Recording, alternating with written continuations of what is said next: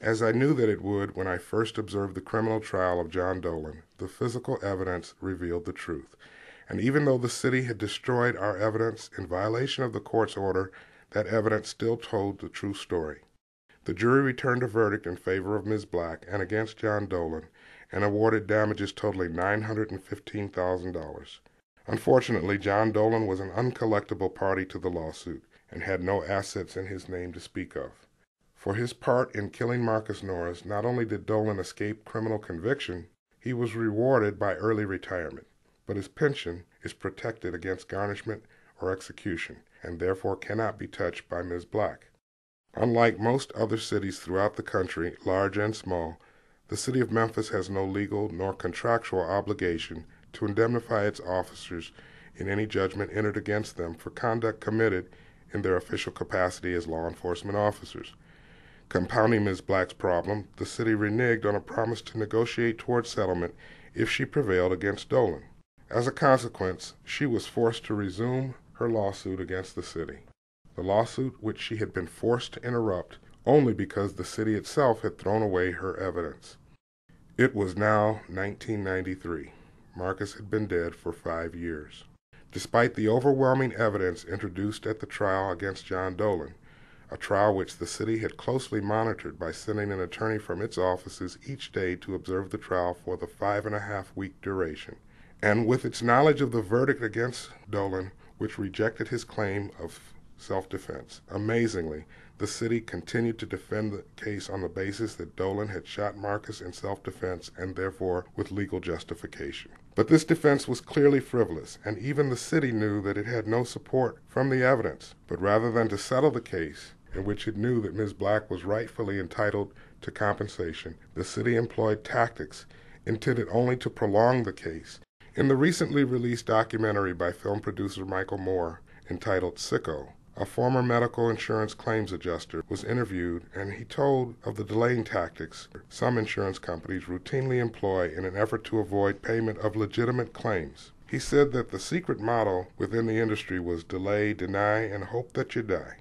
This was precisely the tactic that the city of Memphis used over the next 15 years. The city took the case to federal court and filed a series of motions, all of which served to delay the trial, but which were all initially rejected by the court. The court convened a settlement conference and urged the city to settle the case, but the city refused to offer even a single penny in settlement of the claim. By this time, my client had not only suffered the unlawful killing of her son, but that the litigation itself was a source of anguish and suffering for her in and of itself. But to her credit, she remained resolute in demanding an accountability and demanding the justice to which she was entitled. The case once again was set for trial, but only weeks before the trial was to begin, the judge assigned to the case was stricken ill, and the trial date was adjourned indefinitely. It would be 2 years before the case was reassigned to another judge.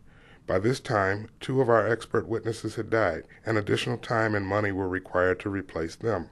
After reassignment, the new judge reversed the decision of the first judge, contrary to a legal doctrine called the law of the case doctrine. She dismissed the federal claims, and with that decision, unprecedented though it was, Ms. Black lost her right to recover under federal law. The case was returned to state court, where the city continued to delay.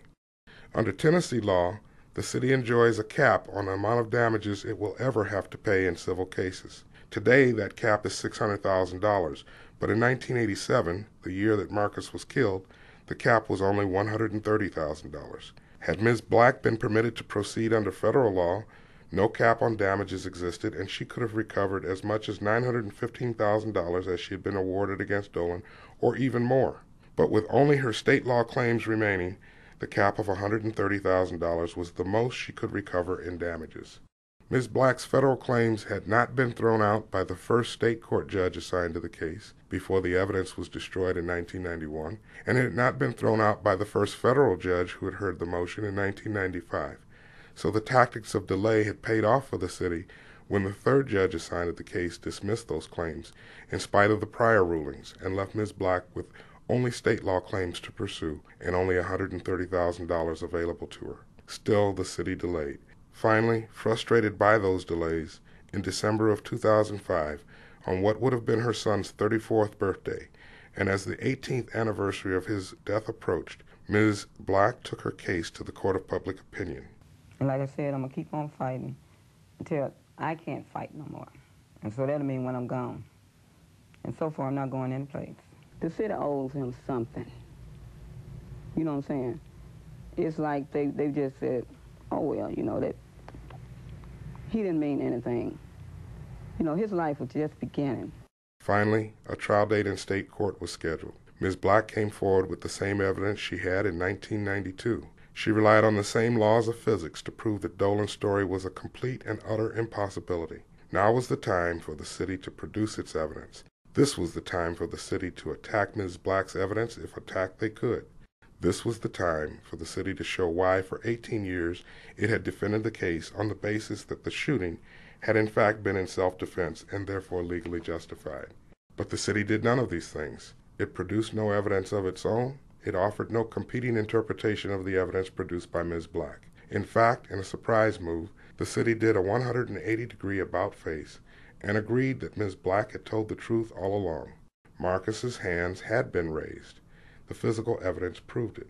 Rather than to continue to assert that Dolan had killed Marcus in self-defense, the city now argued for the first time that Dolan had intentionally shot Marcus wrongfully, that in fact he had committed a criminal act in doing so, and that the city therefore was not liable for the intentional misconduct of its officers. The court quickly and properly rejected this attempt at a new defense raised for the first time in 18 years. Ms. Black was awarded the full $130,000 permitted under Tennessee law, and the city signaled only a new round of motions and appeals. This prompted Memphis politicians and community leaders to complain, and they spoke out on her behalf. We're asking the mayor to direct his attorney's office, city attorney's office, to stop the litigation and compensate Ms. Black and pay the expenses of her attorney. What did the city attorney have to say about this today? I did ask the city attorney, how much money has the city spent on this case? It's been 18 years in the courtroom. And he said that the lawyer working on this case, that he works part-time, he's a city employee, and that they don't keep track of the hours billed that he's worked on the case. So they couldn't give me a dollar amount, but we've heard it's in the hundreds of thousands of dollars. The voices of the community leaders were apparently heard as the city backed away from its plans to appeal the judge's decision. In fact, in September 2007, the city paid the $130,000 amount of damages awarded by the court's judgment. But as this money was paid, Ms. Black's struggles are not over. The city's conduct, destroying the evidence, engaging in dilatory tactics, drove Ms. Black's costs through the roof. We spent over $188,000 as a direct result of the city's abuse of the process. The $130,000 most recently paid by the city doesn't even cover those costs. If I strictly enforce my contract with my client, she would receive nothing, and I would lose more than $58,000 in money I spent on her behalf over 20 years. Of course, I will share the money with my client, but each dollar she receives is a dollar more that I will lose.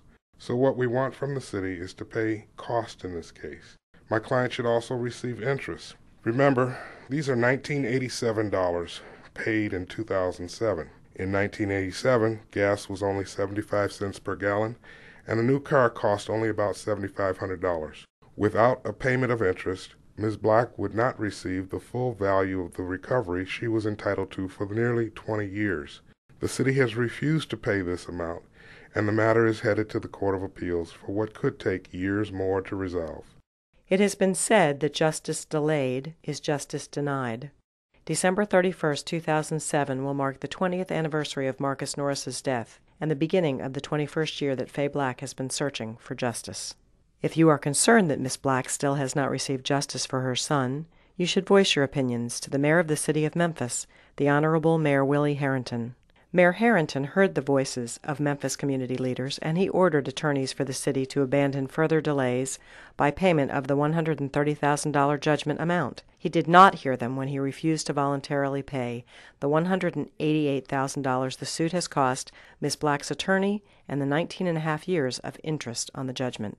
If you believe that Ms. Black should not be facing 2 to 4 more years of legal proceedings, contact Mayor Harrington at 901-576-6007 or email him at mayor@memphistn.gov.